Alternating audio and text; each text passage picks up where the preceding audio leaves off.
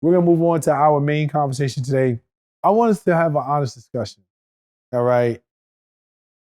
We got midterms coming up. And, this is a tricky space for me because it's a space where I operate. Like I work in this space. Mm-hmm. But I'm also around real people.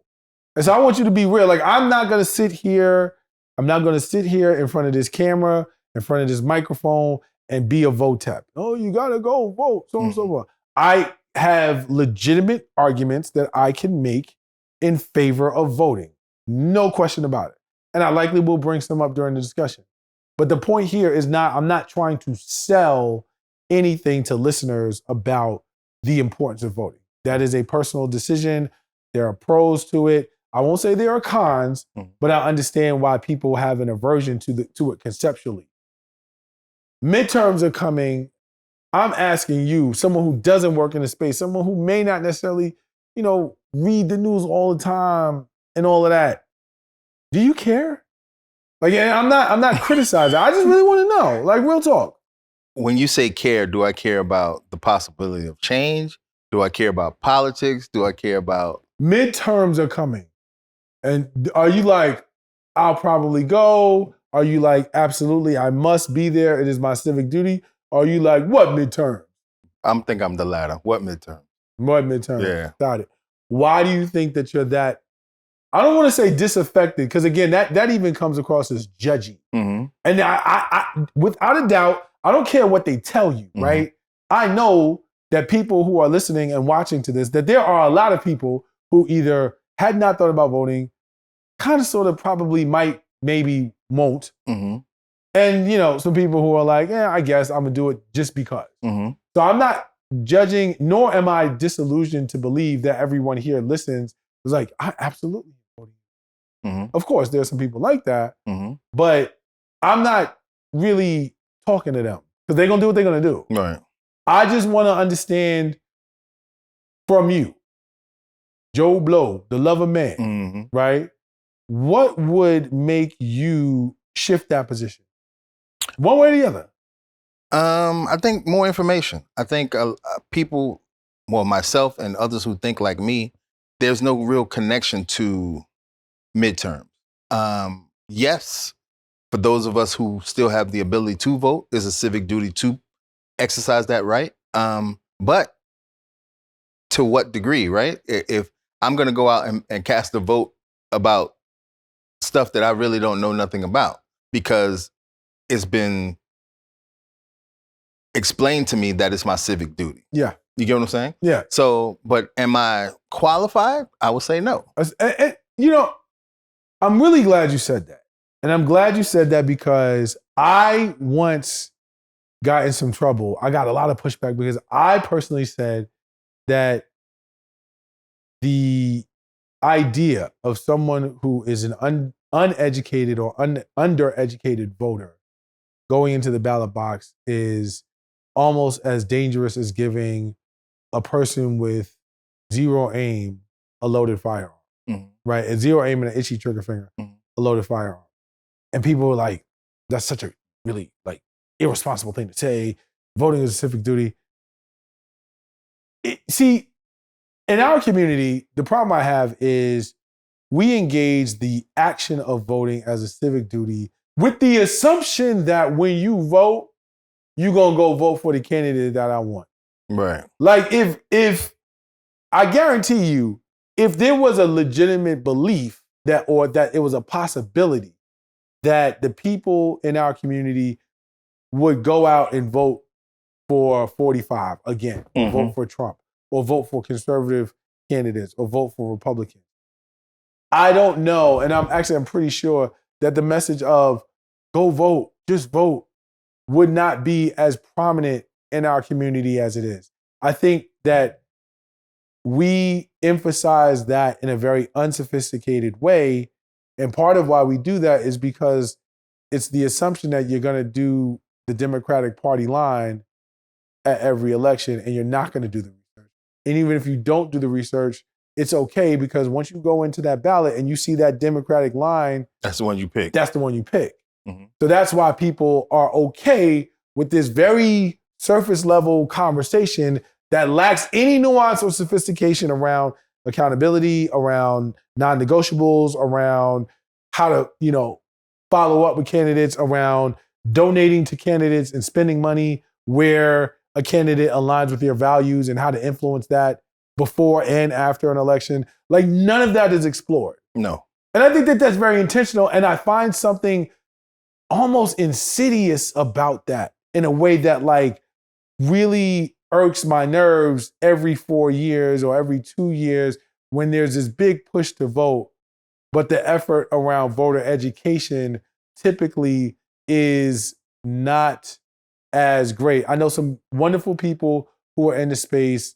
Shout out L. Joy Williams, who does Civic Sundays. Shout out Stephanie Brown, she and her husband are doing amazing things with their political action committee. There are a lot of folks who are in the space who are looking to do it, but in mass,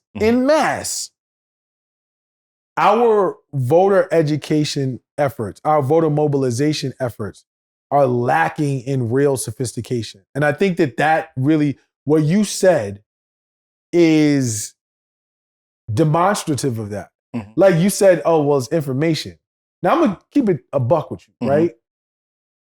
It's 2022 and we got Google. You can find out whatever you want to find out. Mm-hmm. The information exists. I'm not going to go as far as to say like, yeah, well, we don't even be knowing what these candidates be about, son. Well, we don't, but that's not the candidate's fault in every case. It's somewhat on us in that there is access to the information. The missing piece, as I see it, and you can correct me if I'm wrong, is that there hasn't been a consistent effort to explain the connection between why you need to take advantage of this access or why it's important or why it actually matters. Mm-hmm. It's just the action. It's not like, yo, you need to, really take advantage of accessing this information so that you can make an informed decision. Mm-hmm. The only thing that people are concerned about is the decision, not why. Mm-hmm. And I think that does a very big disservice to us and how we engage political processes overall, and why consistently midterm elections do not have good turnout. I was thinking too, though, it could be the bigger 4-year elections that turn into clusterfucks that kind of make the 2-year elections seem like they're less significant. Yeah, and I think that there's validity in that. Like, I think that our political discourse currently is a shit show. Mm-hmm. Entirely, right? Like, it's polarized in a way that rewards people being disagreeable and not actually working together and not actually getting things done. That does not work. It does not make the system work. And so I respect and understand when people are like, all of that shit is a game. It's all a mess. It's all rigged. And mm-hmm. It's all just messy. And I ain't really fooling with it because I got real things that I got to worry about in my life every day. Mm-hmm. I understand that. Like, I get that perspective. I think what I don't like about our discourse is, I use this analogy a lot. You go into a store, you want something to drink. The cashier has Coke and Pepsi. They say, you got to choose one or the other. And you say, I think I want some Sprite. Or I think I want water. Mm-hmm. What we do as a community oftentimes is we get mad at the consumer in that instance. The buyer who says, I don't like these choices and therefore I'm going to refrain or do something different. As opposed to getting mad at the store for not having a greater, better choices. And I really think that is another missing part of the discourse. You are more inclined to see, or more likely to see, someone getting blasted because they said, I didn't vote because I didn't like the candidate, versus a mass movement to either of the two major parties, to say, why do your candidates suck? Like, to me, I don't blame the consumer in that respect because they have a choice. Right. They don't like the choices. I value my vote. Mm-hmm. So I'm not going to just give that away to either someone who I believe hasn't earned it or isn't worth it or doesn't do as a candidate what I need. Mhm. And I'm not just going to give it to one because they did less shitty shit than someone. Right. The lesser of two evils. Yeah. Right. I'm not here to be preachy, bro. Like, that's not what we on. I'm intentionally engaging that process. What you said from a perspective standpoint, I understand. You're like, I'm not informed enough to be intentional about engaging this process. And because I'm not informed enough to make an intentional decision and an informed decision, an educated decision, I don't really know if I'm really gonna move forward with it. To me, that is much more honorable, respectful, or it's respectable than to say, yeah, I'm just gonna go vote and think that that's the thing that people want to hear. Yeah, Democrat. I think and to think that that's the thing people want to hear. Of course, there's always going to be the alternative of, well, you could take the time to educate yourself, but then I would respond to the average person. Why? Give them a reason. Why? Give them a reason. You haven't made that connection for the average person in such a way that midterms matter. They're going to look at, and that's not at all by accident. It's very intentional. They're going to look at the presidential election and they're going to say, yeah, this is what we want. This is where I got to focus. That's the heavyweight bout, right? Mm-hmm.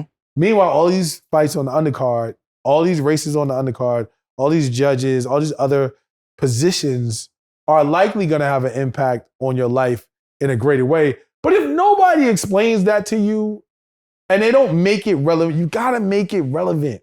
And that's one thing about, I think, our current discourse that we don't do a good job of. Like, voting for us is much more ritual than it is practice. And there's a difference. Ritual is something that you do just because you're taught to do it. Mm-hmm. Practice is something that you do with intention because you know what you're doing. Right. Ritual is like, you know, I'm LeBron James. I walk up, I put the powder in my hand, I throw it up before every game. That's ritual. I have a ritual of doing that. Practice is I'm shooting these jump shots every day. Why? Because I got to get better at that part of my game. We don't engage voting enough from a practice conversation. We engage it from a ritual conversation. People die for you to have the right to vote. That's more ritual. You think so? Yeah, because that doesn't give you a actual practical purpose, a reason. People die for you to have the right to vote. Okay. Yes. Okay. Understood. That means it's important. Okay. That means it's meaningful. Okay. That means it's symbolic. All things that are consistent with the idea of ritual. But it doesn't tell me anything about like what it's supposed to do. Or how to do it. Or how to do it. I got or you. Why to do it. Right? Like, that's not a real practical reason. And I think that in today's day and age, the old sort of idioms around that are just not enough. So, well, I'm actually a different question. Being someone who, if I had a question about who I should vote for, I would probably call you, right? Okay. So in that, do you think our understanding of the privilege of voting is somewhat tied to how we view ourselves and being represented as a people in this country? Ooh, that's a really, really, really layered one. I think that the connection that people make in our community is not necessarily about how we view ourselves, but about how it more so the limits to what representation and advocacy can get for us.